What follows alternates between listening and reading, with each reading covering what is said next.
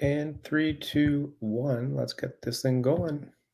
Oh, where are we? Over here.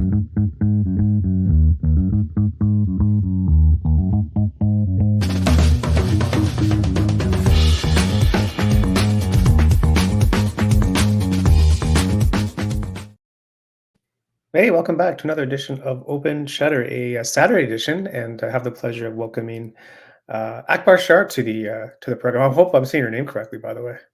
Yeah, that's fine. Akbar Shah. Yeah, That's good enough. Yeah. cool. Okay. Well, thanks for coming on and doing this thing, man. Yeah. Happy to be here. Yeah. How was your summer and everything? Summer's been has been fine. It's been busy, and I did towards the end of the summer. I traveled home to India for Okay. a couple of weeks to go see my family, my Beautiful. extended family rather. So yeah, Nice. it's been good. Summer's been busy and wee bit rainy, but on the whole, not a bad time. I think great, Yeah. good time, busy, good Cool. busy. Good busy? Well, that's Yeah. good. That's Mm. important. What part of India are you? I'm from the north of India, and it's a little east of the capital, Delhi. Mhm. So it takes me longer to get from Delhi to my hometown than it takes me to get from here to Delhi. Okay. So once I fly about 12 to 13 hours to Delhi from Toronto, Yeah. then I got to either wait for a few hours before I take a connecting train, or Right. take a few hours and take a flight. It's Wow. almost 8 9 hours drive away to the Oh, east. really? So yeah, it's each time I want to go see my mom, it's a pretty long haul. But my family is essentially based here, so home Oh, is Canada. nice. When did you come over here then? So I'm pushing about 9 years in Canada, Cool. and we Always in moved Toronto? here in the summer of 2015. So we thought we'd break ourselves into the Canadian weather, Yeah. and instead of landing up in winter and then getting baptized by the cold, I think it was important to just break ourselves in gently. Totally. Yeah, you gotta kind of ease in, right? Right. Yeah. So what do you love about living here in Canada? Like, what do you I like? think essentially we moved to Canada primarily because my children were growing up. They wanted to go to university, and I think Canada was a natural choice. Nice. And it was simpler for us to move with them than vice versa. And one of the reasons, what I truly liked about Canada is it's a lot simpler to get here. Mm, Assimilation, getting into the mainstream is simpler. It's not easy. I wouldn't call it easy, but it's a lot simpler, and it's a smaller market that presents its own challenges. There are pros and cons to that, yeah. but it's for want of a better word, I think it's a little easgoing, if I may say so. Right. Yeah, People, you and mean? The people or just yeah, like I think they're not complicated. It's mm, not. There's a significant amount of diversity here. It makes you feel people make you feel comfortable, yeah. and I think on the whole, it's been our experience has been positive. There are as in pros and cons in terms of professional and personal challenges that present itself when you move to a market, and especially when you are on the wrong side of 40. Right. And so mid-career moves can be challenging if you have younger children. When you move here, I Yeah. think they getting into the school system and the education system is a lot simpler, and then they grow up in that. When you have older children, then they're coming from a different cultural background, there is a different educational background. Yeah. So assimilation in that sense could present its challenges, but on the whole, I think our experience has been positive. Beautiful, man. Well, welcome. Thank you. Happy 9 to years, be but here. Yeah. welcome. I mean, good or bad, this is home now, So Yeah, exactly. there's nothing called a perfect world. There's no utopia. No. Canada has its share of problems, Yeah. and you just got to make the most of it. Yeah, exactly, exactly. It's everywhere has its pros and cons, right? So Absolutely, there is absolutely. no true paradise really. It's like wherever you make your home is wherever you make your home, you know? So That's true. that's cool. So like you've always been into like phot photography then? Like back in India No, too? so I'm an advertising person by Yeah. training and by experience. So I've Okay. been always in the world of advertising. I mean, I cut my Right. teeth, and my career started in the advertising world, Mm, and I mean, photography was it's a pretty close fit, if I may say so. okay.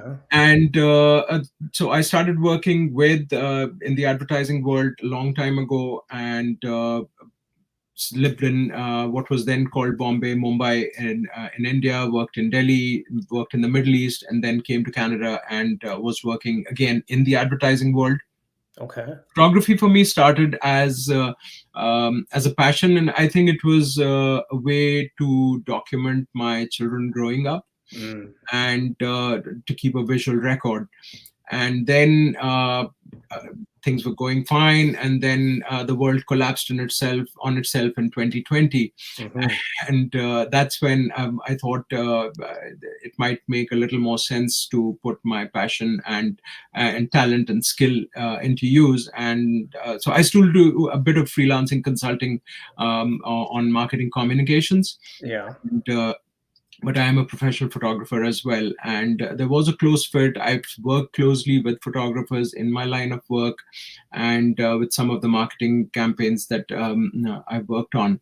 So this Cool. became a natural this thing. Plus, I'd seen it growing up. I mean, my dad was well, okay, he was what I would refer to as the extended family's visual record keeper. The official title? His official Yeah, title? so he used the guy. I mean, there's a huge collection of his photos, you know, from the black and white era and from the medium format camera, the Akbar that he used. So there's a lot of work there, and that's something that I saw. And again, I don't know whether it's nature or nurture, Yeah. but I did see. I had a passion for this craft, and that's where I thought I might expand on Yeah. that a little and make it useful. Yeah, why not, right? I mean, I it's mean, if definitely nothing else, it helps pay for the gear. helps pay for the gear. Yeah, no, exactly. That Well, that's a money pit, you know. yeah, no, no kidding, right? Like, I mean, like the gear debate never ends. Like, you're always gonna want something else. Absolutely, Like it and never stops. I think that's where how some of the the camera and manufacturers they just make sure that you stay broke forever. You stay broke forever. Yeah, yeah. Always trying to get the next client to pay for the next thing, right? Yeah. True. Interesting, man. Well, very cool, man. So, like, your work is taking you like all over the world. Very cool. So I have been a passionate traveler. I Yeah. mean, I think when we got married, the my wife and I agreed on only two things, and that was on one thing, and that was our love for travel. Nice. So that's we've traveled a fair bit before moving to Canada, and we've seen a lot of things, and it certainly helped see open my eyes to other cultures and other ways of life before Yeah. moving to Canada. So I've Yeah. enjoyed my time doing that, and it certainly got me a lot of landscape photos, and I love doing panoramic work. Right. So there's a huge collection that I have of panoramic work that's from like a number of countries. Yeah, I'm just on your website here. I think show a few here. Yep. So that's the Yeah. first one that you're seeing is from Dubai. This is a very interesting one. I'd actually gone to Ah, shoot a lunar eclipse, and then yeah. suddenly, out of the blue, clouds rolled in, and that's a panorama. I think that's like well over 15, 18 frames, if I recall correctly. Yeah. Do you have these framed? Some of these? Some of them, yes. Yeah. I think we've run out of space at home on the walls. Yeah. Then there's Toronto, of course. There's the skyline in Mississauga, and those Mm, dishes are from Casablanca in cool photo. Morocco. Cool photo. Very cool. Nice, man. Thank you. Very nice. That's the King Hussein Mosque in Casablanca, Morocco. Then the next two are from India. Very scenic location. The confluence of those two rivers that you see, the Indus and the Zanskar, Yeah, yeah. in the extreme north of India, Leh. Hmm. Very cool. What's like your tip with like shooting panoramas? Pardon me? What's your advice for someone that wants to shoot panoramas? So a couple of things. I think the distance is key, and it has to be a little depending on what lens you're using. Mm, There's a lot of camera distortion as well. So landscapes typically they lend themselves to a great panoramic photo. And what I typically like to do is make sure the camera is level at all times, yeah, absolutely zero tolerance. Because while yeah, stitching software, and especially in Adobe, etc., they've improved significantly. But I think it makes a lot of difference if you're able to correct those errors while you're shooting rather than in post. yeah. So you save a lot more time, and you can actually get multiple. So typically I like to shoot in a way where between one third to one fourth of the frame overlaps, and Mm, you have to be in on manual settings, because cameras, if you're using auto white balance or auto exposure, and if you're using full auto, then mhm, stitching becomes a problem because the mhm, camera meters each frame differently. mhm. So make sure that you've got your settings right. You're on manual, and then overlap these the frames, Yeah. and then it's relatively simple to stitch them together. Nice. Worth it though, eh? Yeah, certainly. And without sounding too philosophical, I mean, I Yeah, like to have a white border around them, because that's what my eye does not see the world in 35 mm. It sees a vast panorama, wherever you stand. So I like to right. have a much wide, open Yeah. view when I'm shooting like this. No, I think it just adds to it, to be honest with you. It just adds to the photo, the border. You'll find a few bit of some of the skies are from Mississauga. One of the projects that I was working on again Yeah. over the last few months was Moody Mississauga, and Moody, Mississauga. uh, Yeah. uh, I had used largely the most of these the skyscapes have been shot Mm. with a drone and then Mhm. stitched together. So some of the skies there's a lot of drama. One doesn't see it as much, so I try and Yeah. use a couple of apps which are a reasonable indicator or predictor of drama in the sky during sunset and sunrise. And which apps do you use? Absolutely, yeah. Yeah. And which apps do you use? Which apps? So Yeah. I use one for this. I forget the name. Just give me a second. I use Alpenglow Okay. to predict sunrise and sunset, and Right. then of course I mean a lot of weather apps to keep checking what's happening, what's the weather going to be like. And lately, I've been a big fan, and I've started following a lot of the Northern Lights chasers in Ontario. Right. So I've made two trips, and I think in May there was this massive flare and solar storm, and we got incredibly lucky that I saw Northern Lights just like 20 minutes north of Mississauga. Right. Right. Right. Right. Yeah. So that was Crazy, eh? fabulous, yeah. And we did. I think a few weeks ago we drove down to Collingwood in the middle of the night. It Okay. wasn't as good, but it's okay. Box ticked. Yeah. Okay. For the Northern Lights, you mean? Yes, yes, Ah, yes. okay, But got it. Okay. I'd seen them earlier. I mean, I've traveled to Iceland to see them. Yeah. I did get to see them there as well. Yeah. But I mean, seeing it in your backyard is a different experience. Oh, of course. Yeah. Exactly. Also, different experience for the wallet too. Yes, you can say that again. Iceland isn't very cheap. Yeah. Yeah, But man. sometimes I think it's one of the cons of being in Canada is there's just so much to see here. Mm. Unfortunately, travel in Canada is not cheap, No, I know. and at times you might be able to travel to Europe a lot cheaper than even going to Banff for somewhere even northern, more north than that. Traveling Yeah. between Vancouver and Toronto can also be a challenge.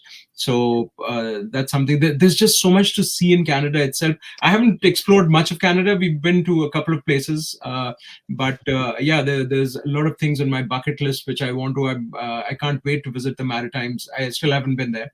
Okay. So iceberg season, is certainly Right. on my bucket list. Right. Right. Yeah. No, Canada doesn't make it easy for us to travel in. I've never understood that. Like, make it easier, make it cheaper for people to travel in Canada. Yeah, there's so much. A friend of mine from India, he sent me a link of Yeah. the the Via Rail option between Toronto and Hmm. Vancouver, and I Yeah. told him, yeah, sure, send me a check for $7,000 and I'm on. Yeah. Exactly. It's criminal. It's criminal. It's criminal, man. Yeah. No. And there's so much to see. We just. I don't know. Canada, like Canada tourism boards here don't really make it worth a Yeah, I don't while. think they take it's the tourism potential here. Of course, I mean, I would be stating the obvious Mm. when I talk about the tourism potential, but I think making it a little more, if it being a little more affordable for the average Canadian, I think Of would course. certainly. I wouldn't want to travel anywhere else if I've seen, if I haven't seen much of Canada. There's Yeah. just so much to do here. Yeah, I know. Because like even if you go to Europe, it's so cheap. Once you're in Europe, it's very cheap to travel within. True. Distances, It just you could so be in 24 yeah. hours, you can drive through Yeah. 6 different countries in Europe. Yeah. In 24 hours, you'd still be in Ontario, driving Yeah. west. Yeah, exactly. Exactly. So I mean, it's too bad we haven't really adopted that kind of like approach where, just make it worth our while, make it interesting, make it like a hard decision versus going to Europe or staying within Canada for like your next summer vacation. True. Yeah. One of my, I was very inspired by some content that had been created in India. I think one of the car companies that had Mm. launched, they started creating content, and they got a couple actually, and with their 2 children, Mm. and they got them to drive from the south of India, Bangalore, all the way to France. So they traveled Really? the Yeah. entire length of India, went up north into, I Oh, think, bit from China. Then they went to some of the Stan countries, finally crossing over into Turkey and then into mainland Europe, whoa. finally ending up in France. And because this was content produced by one of the car company, they actually had they managed the entire show for them, and at various places the car was serviced, and tires rotated and changed and oil changed, etc. And then finally from Paris they flew the family back to India. So Whoa. Whoa. when I'm sorry. It's crazy. Was this on like where was this? On YouTube or This Instagram was or on. This was many years ago. I think I'm thinking almost 10 years ago. So okay. when I moved to Canada, one of the things that I wanted to do was drive from Halifax to Vancouver. And but that requires a solid couple of at least 2-3 months time off. Mm. And the idea was to um take photos everywhere, talk about the different places, and from a newcomer's eye, what Canada looked like, various places. It didn't really work out, but yeah, it's something. It's still there at the back of my mind. I hope one day I'll be able to, while my back still is strong enough to drive 6-7 thousand, Whoa. those many kilometers. Yeah, yeah. My friend drove from Toronto to Vancouver. Oh yeah. Yeah. He said the best part was Northern Ontario. Really. Yeah, that's what he told me. Yeah, Yeah. that's something I think it's worth considering. Perhaps one day before I retire, that might Mm. be probably. Would you take the family or were you gonna take the family or gonna go by I, yourself? I I think my children are a little older now, and Yeah. so roping them in might be a bit of a challenge. But No. I think let's see if Could maybe be cool. my wife and I can do that. I don't know. Yeah. Fingers Yeah. crossed. Is your family also into photography too?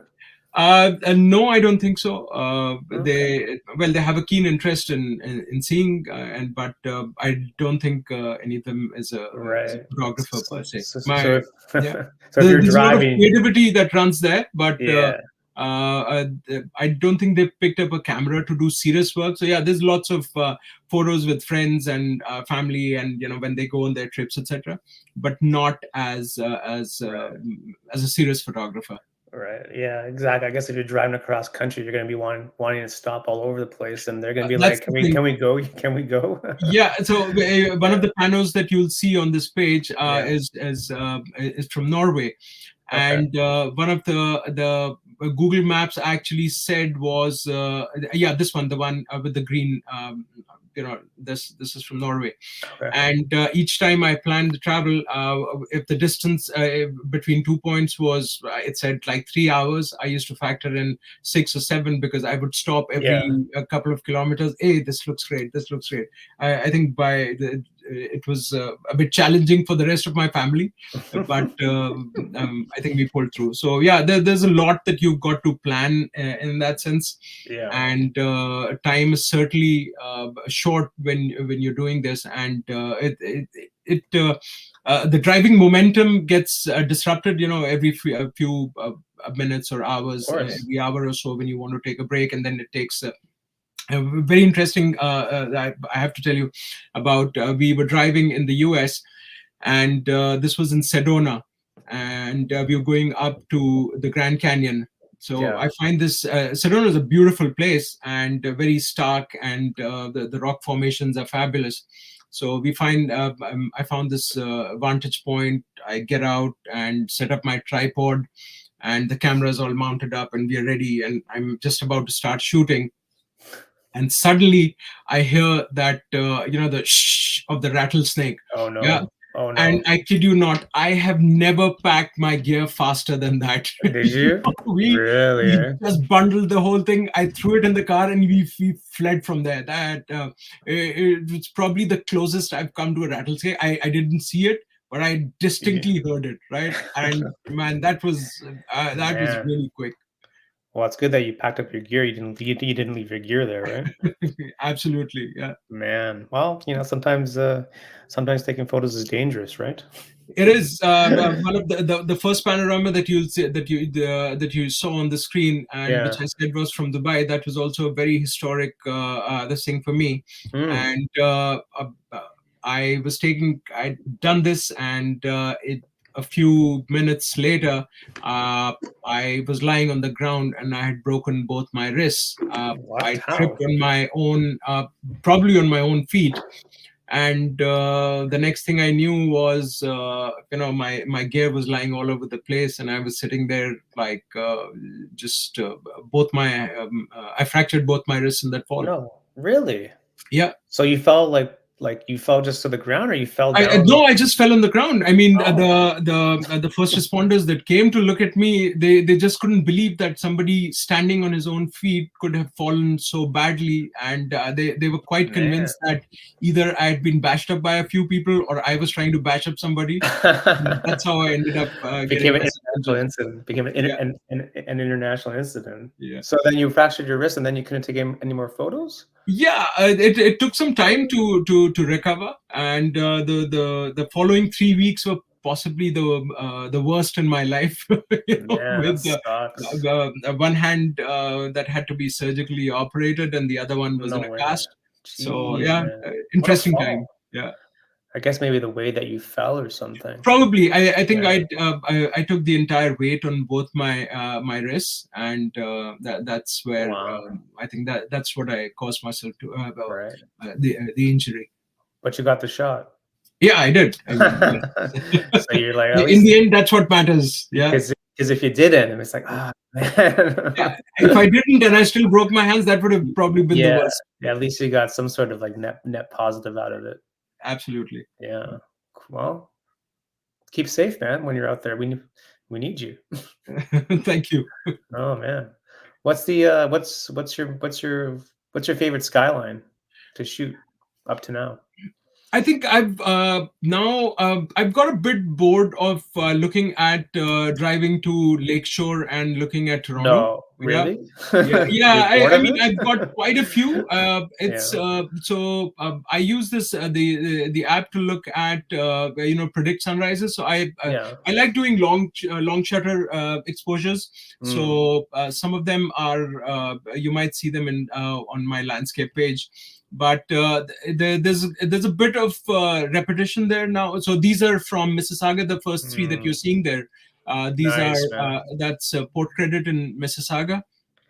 Every time you go out, the sky's on fire. Yeah, it's I planned it that way, Yeah. and I that gotta that's follow you around. I gotta follow you around more. yeah. Oh my God, man. And I love to do fall pictures over here. Well, fall's coming, man. Yeah, I know. You're all ready to go? I You're all just can't set? wait to get it. But these were at Folks of the Credit. I think the next four pictures that you're seeing of fall over there. But you've got to plan that carefully because I think all of GTA is Yes. is headed to these fancy places. Yeah. So I certainly hope to make it up to Algonquin this year Mm. to see fall. You'll see the Toronto skyline there. These are the long shutter exposures there. Okay. How long, how long is your shutter open? I think they're On average, on the one average. in the center at the bottom. Yeah. I think it's almost 4 seconds.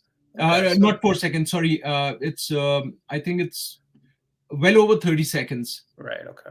Yeah, so that's I think the idea is to get the cloud movement, which just Yeah. and the next one that you see is it just flattens out anything in the water, and Hmm. it gives that mirror or glass like effect. So the Yeah. longer you keep the shutter open, Yeah. and I like doing that. uh, uh, it's a bit of a hit and miss in terms of predicting sunrises. The other day, I drove from Mississauga to Burlington, Yeah. and it predicted a great sunrise. So I thought I've got enough of Toronto skyline, and I think I'll go to that Burlington Pier Yep. and maybe get some pictures there. Yeah. Probably the grayest sky I've seen that day. No drama, no reds in the Yeah. sky. Man. But yeah, I think it needs a bit of planning, but with the weather, it's a bit of a hit and miss. Yeah. Well, I'm excited for fall because usually around like late summer, I get pretty like uninspired with photography because like everything is too green, everything is too nice. Do you Like, have any everything- hidden secrets, you know what? places that You know what? You know I what? should go to? If you want to do sunrise, visit Tannery Park in Oakville Tannery Park. Okay. because there's like a viewing platform Hmm. that's above like it's above like a park, and Okay. you get like a really nice skyline of the city and the lake. So Tannery Park, man, Okay. trust me on that one. That's good. Okay. Yeah. Yeah. What about fall? Any recommendations for fall? Fall. There's a in Burlington. There's a park called Kerncliffe Park in Burlington, which is Hmm. pretty good. I don't know if you've been to Kerncliffe. No, I haven't. Kerncliffe. Visit Mount Nemo, also in Burlington. Great spot. Mount Nemo. Honestly, if you just go to Conservation Ontario, Hmm. they list all the parks there, and all of them are good for fall. Um, Yeah. but there's quite a bit there, though, to be honest. There are quite a few waterfalls in Hamilton. I've been to a Yeah, couple of them. Dundas Yeah. Peak, which is Yeah. very. I mean, if you go there on a weekend, it's crazy busy. So Yeah. I would always suggest going during the week because it's less We busy at Dundas Peak because right. it's crazy.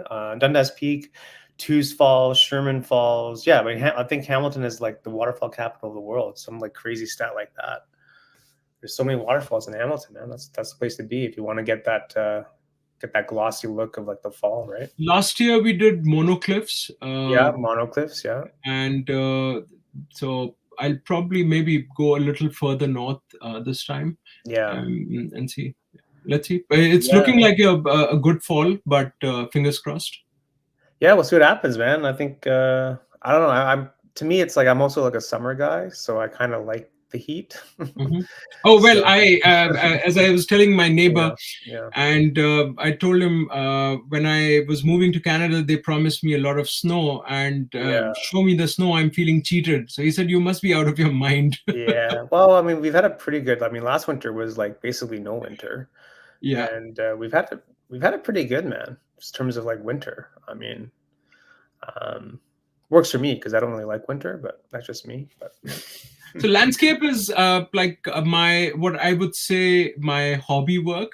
is it okay? Yeah, and there's a bit of work I do in terms of portraits, etc. And Yeah, that's where I've been certainly honing my skills in terms mm, of cool, getting buddy. the lighting right and Yeah, making a little more getting you know the good right. side of people to come out visually. Yeah, And so yeah, there's a wee bit of work that I've done there here lately. A right. lot of good models that I've interacted with, Mm, lots of headshots. So it's been on the whole good. And whenever I have time uh, to learn newer skills, I experiment on myself and my little muse who you see in the you background. just shine offline. Yeah, yeah. How the Say muse is going.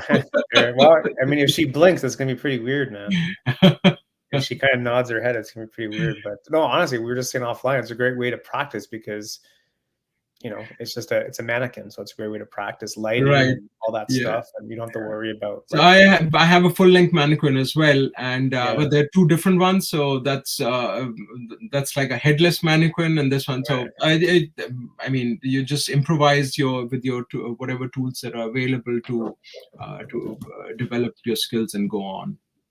Where do you find a mannequin these days?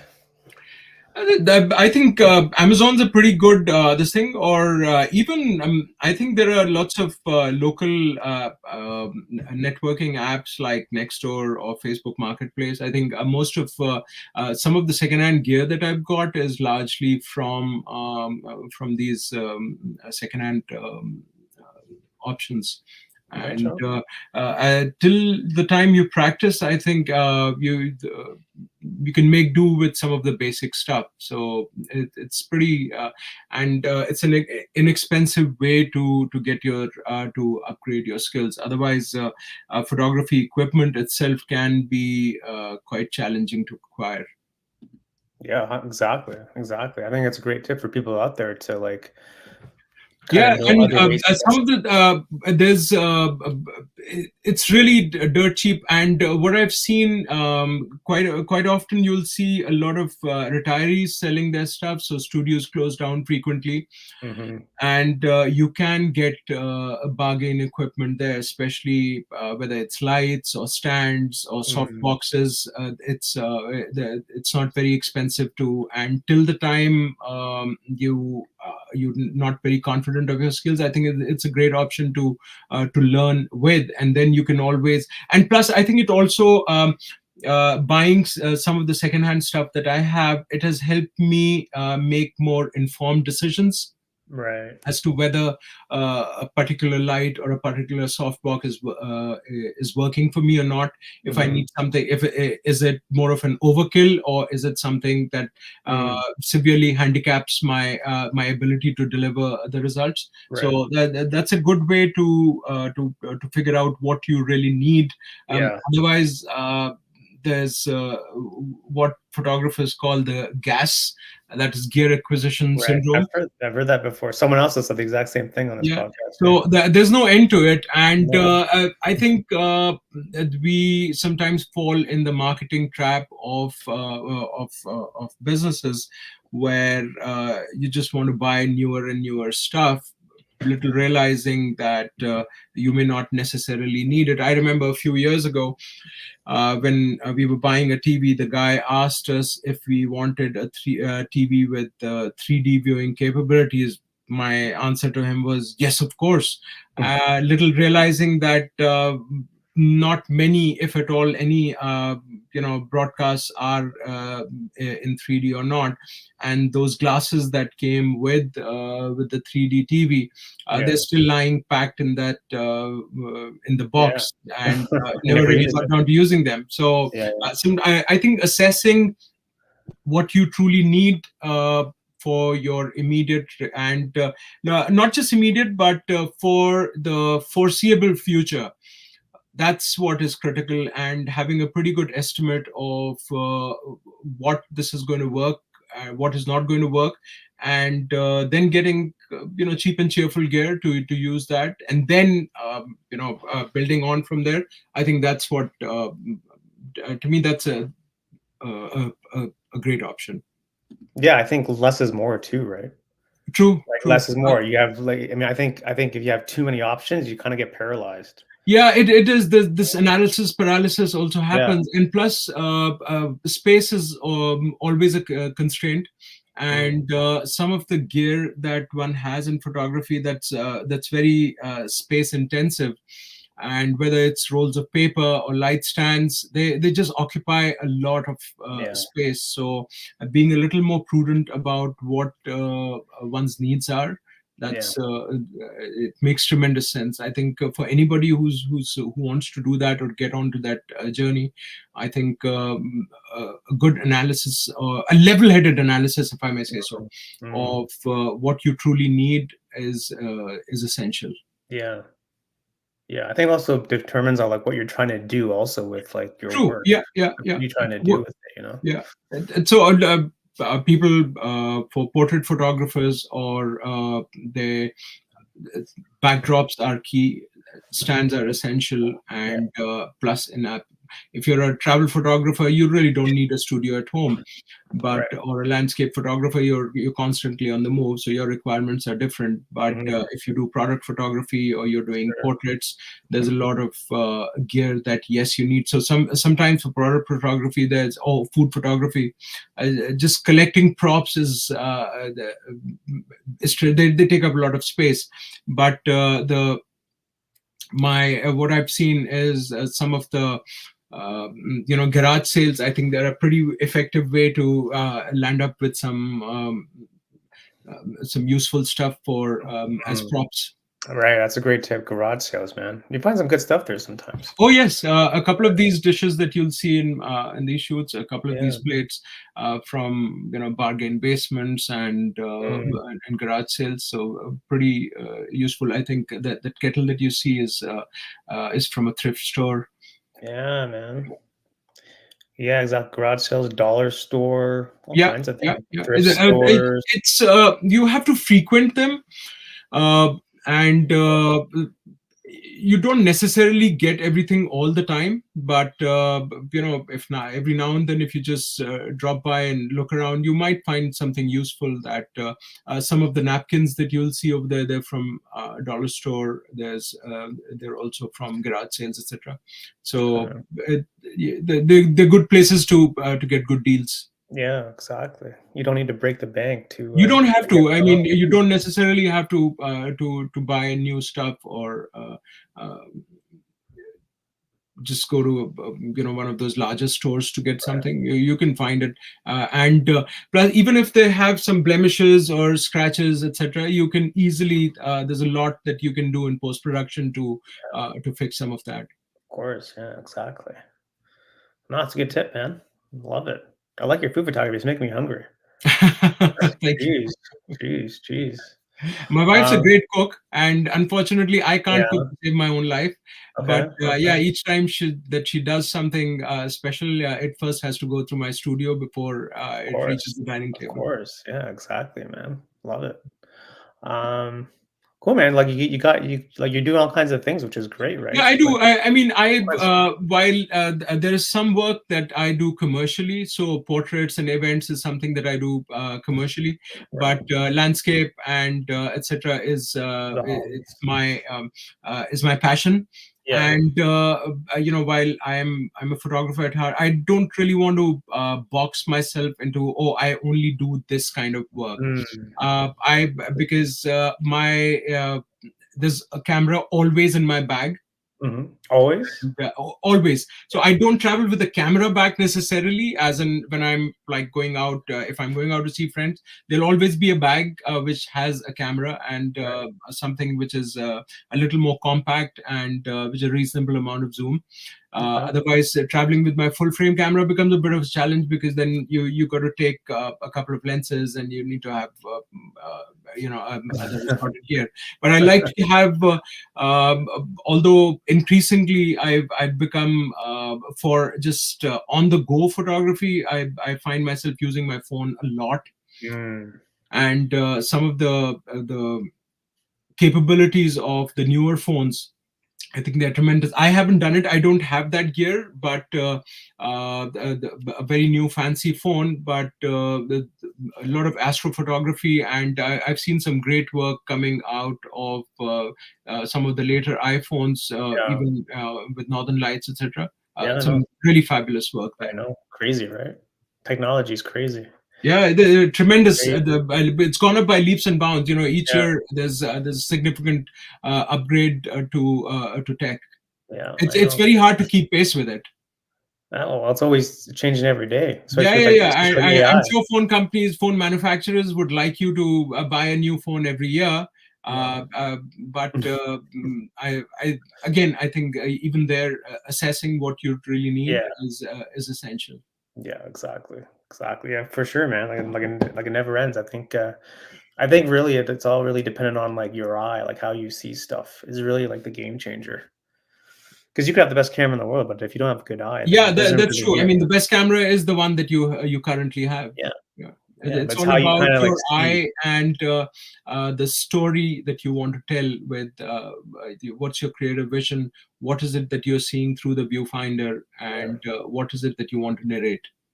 Yeah, exactly. And that's something AI can't do, right? Like AI can't be you. So you have to kind of like own what you're trying to do.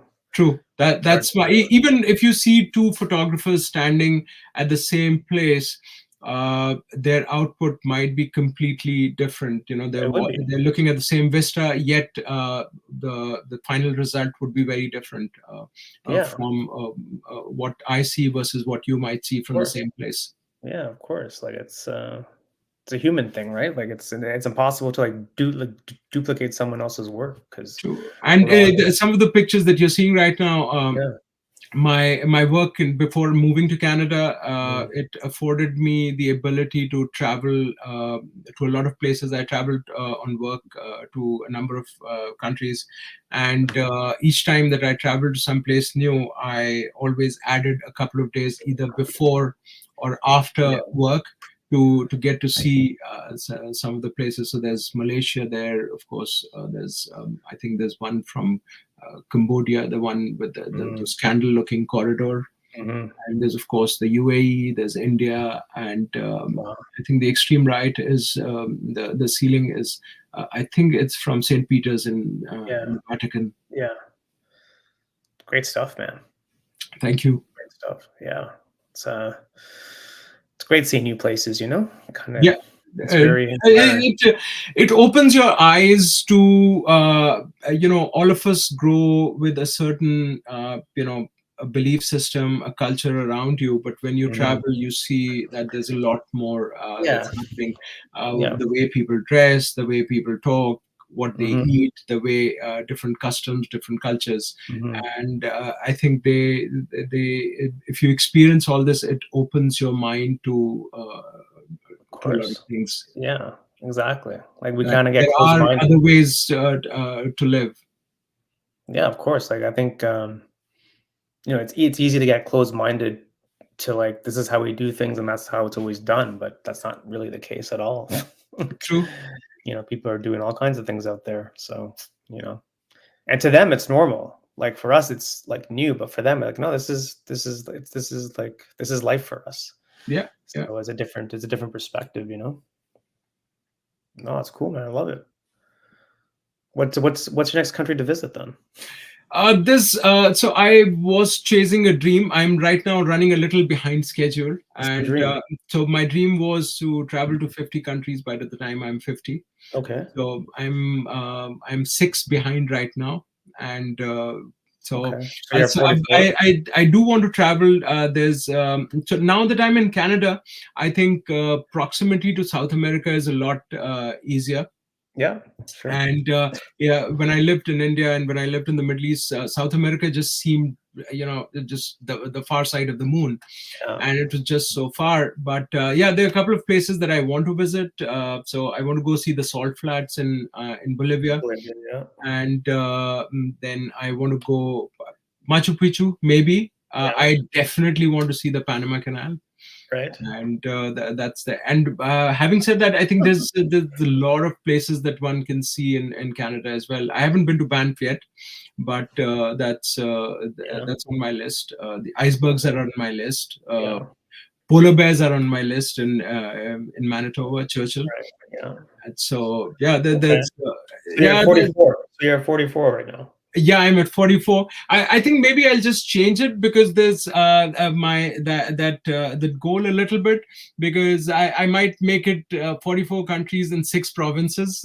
that Yeah, but why was it 50 though? Like why'd you make it 50? Because you're it was a round number before, like 50 by 50 sounded you sounded good, kind of I cool. guess. Yeah, Yeah. it's Yeah, it like a sounded good. nice and round number.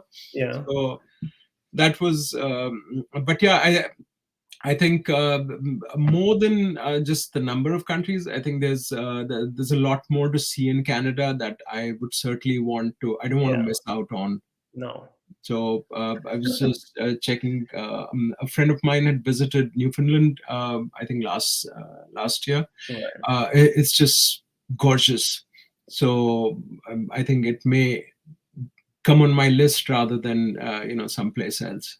Yeah. It's also a different lifestyle out there too. Yeah, Speaking of a yeah, different yeah. It is lifestyle, it's different. true. It's very Yeah. different from what you see in the GTA. I mean, that's Yeah, now Toronto's very yeah, I mean, that's true for any large metropolis. yeah. And for instance, if you visit some of the smaller towns in the U.S.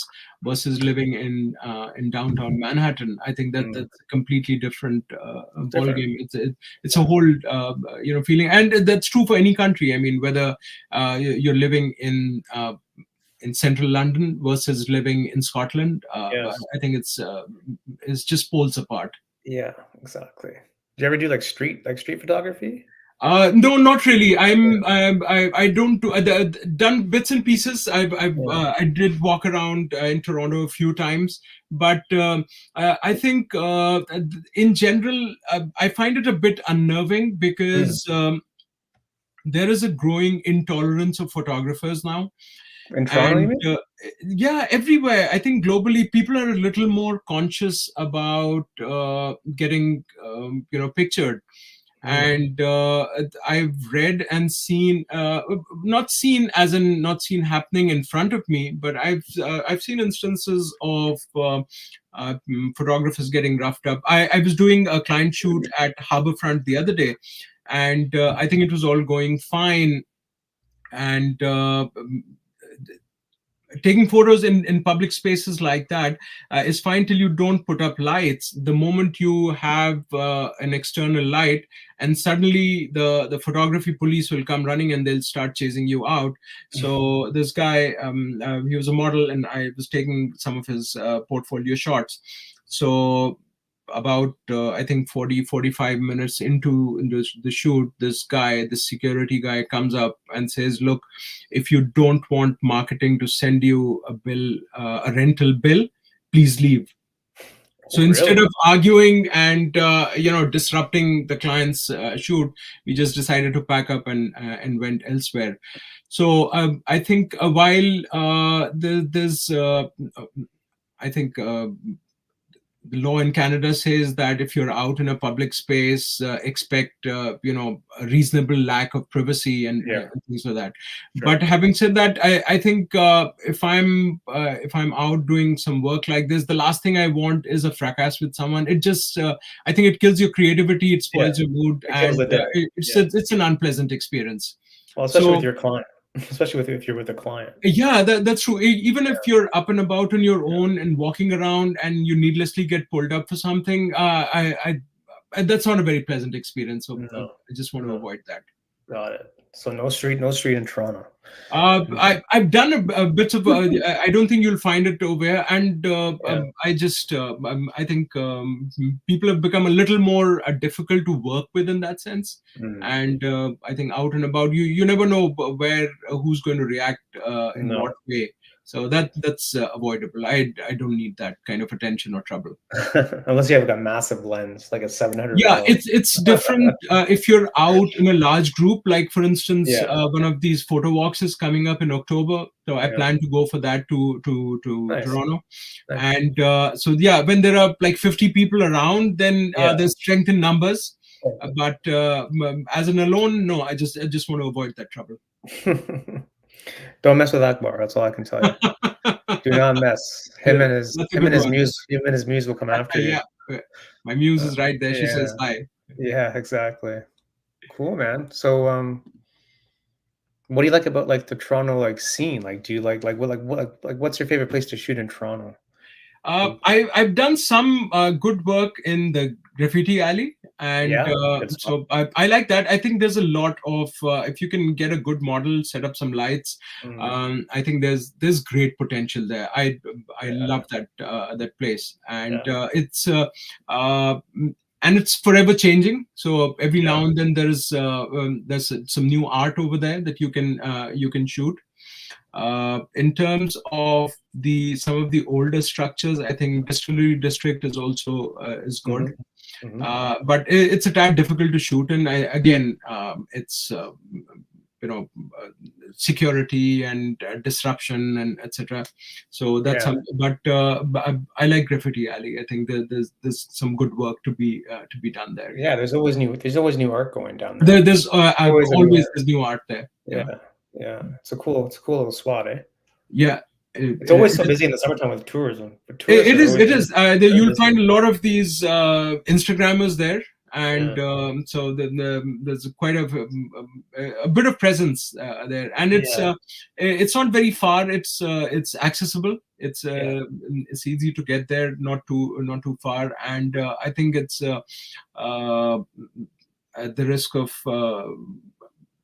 you know being called out. I think it's relatively safer to shoot there. Uh, it is. Yeah, it's yeah. safe. I'd, Yeah, uh, I'd, I don't think but I mean, some of Toronto's areas can be rough and yeah. probably Depends. avoidable. But I like that area. Yeah, I I think it's pretty safe. Like I I used to hope work to right do by a there. commercial shoot there, and I haven't been able to get the right, the model or the mood Okay. for that. But yeah, definitely some commercial work there. Mm. How do you find your models? Uh, it's essentially I through networking groups on Facebook. Okay. So that's Okay. I think word of mouth is and referrals are a great source of.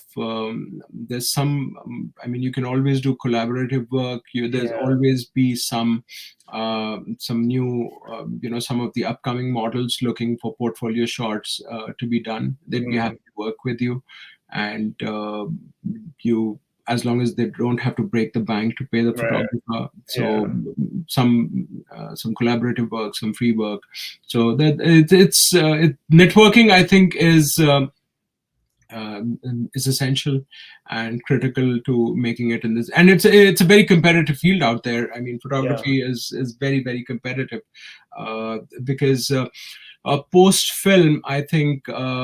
In the digital world, and with fancy phones and cameras becoming a lot more significantly cheaper than what they used to be, uh, it, it's accessible and it's become affordable for most people. So if there is even a little bit of creativity and vision in a person, it's not difficult to get started. So that's what Yeah. makes it a lot more competitive field. Yeah. It's a lower bar to entry. Yes, that's true. But, then again, it's like, to me, it's like, show versus tell, like show me the work. And if your work is good, then that person will True. say, okay, At some point, so the entry is not that difficult, but at some point in time, your work will speak for itself, and I so think it begins to show pretty quickly. yeah, I think so. Yeah, it depends on because I've had other people on that I work with models, and really it's all about being on the same page with the person. Like, what are you guys trying to do together? Like, what's like the goal of the shoot? So as long as you guys are on the same page, then things should go pretty smoothly, right? Like, True. you know what I Yeah. mean? Like, it's not easy, but it's, you just need to be able to communicate well to understand like what that person wants. Yeah, You know? I mean, to use a cliche, communication is key, of course, and Yeah, whether it is when you're working with a model and the ability to, because when you're shooting a model, you are you're the director and the photographer. It's not like yeah, making a movie where there are two different roles. So the ability to express your vision and for the model to get it, that comes with experience, and right, right. when they're able actually to see themselves through your own eyes, Yeah, that's where I think it begins to show yeah, what real talent is. yeah.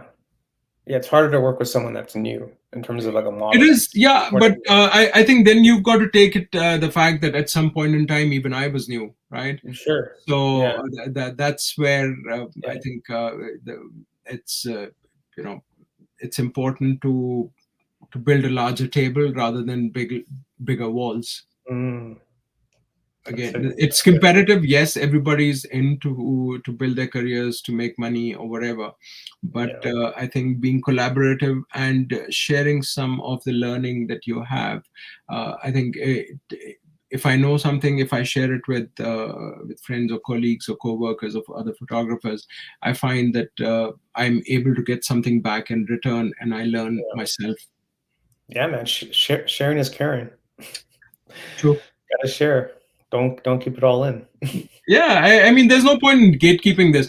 There's no shortage of information that's available Oh, on the net, yeah, and you just have to, you want to fix something at home. All you have to do is search on YouTube, and you'll find somebody who's made a video that pretty much is solving the problem that yeah, you have. So yeah, it's out there, and I don't think anybody really gains anything by gatekeeping learning or knowledge. It's open, it's good to share, and yeah. you'll always learn something back from whoever you're teaching. Yeah, exactly. Like there's always something to learn. Like it's never over, right? So It's not one way at all. I think no, there yeah, is a reciprocal, even from comments and questions. Sometimes you get, oh, I didn't think of it this way. yeah. And to me, having the comments and questions is good because at least that person is engaged. Yeah, 'Cause you don't questions want someone to just absolutely say very yes. important, very important. That's because there's no if it's a passive audience who you sometimes you wonder Are what they, is it that yeah, are they even are they listening? not interested, Are they even or listening? yeah, they are they not they're just completely zoned out of Yeah. what you're Do saying. you But want the questions? You want it. questions, absolutely, Yeah, it's just great to have an engaged audience, whenever exactly. you're talking to somebody. Yeah, exactly. There's nothing worse than a quiet room, right? You don't want a True. quiet room. Yeah. Not good. Not good, man. Cool, man. I love it. I love it. You guys have some really cool stuff. Yeah, it's so far it's going good. I Yeah. certainly What's hope. One of the things that it's on my list of things to do from a photography perspective is I'd love to do some full length weddings. That's okay. yeah. Jeez, you're everywhere, man. You're everywhere. Yeah, yeah. It's a passion. I mean, as I tell everybody, I'm the happiest when I'm behind a camera, and But now you're in front, so you never now you're not yeah. now Akbar's miserable. Yeah, I hate to whenever I'm in a Uh, group, I don't like to get my photo taken, okay. and I love to take photos, but So I always put the media on the even you side. doing this podcast, it's like, oh Yeah. no. Oh my God, man, that's funny. Um, what's like the biggest challenge for you going on right now?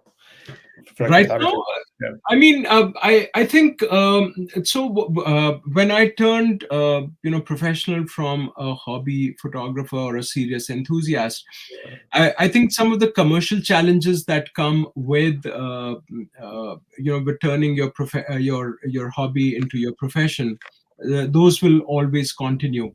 And I think the other thing that one sees is in buying some of the gear where, for instance, you get stuck with a brand. So for instance, I sold my soul to Canon a long time ago. So then you get stuck with buying one lens, two lens, the second and the third and the fourth. And then guess what does Canon go and do? Oh yeah, mirrorless is the new tech, right? So you say, Yeah. oh, you suddenly feel deflated. Okay. Because some of the newer guys that are coming into the field, they're coming with some of the newer gear, right?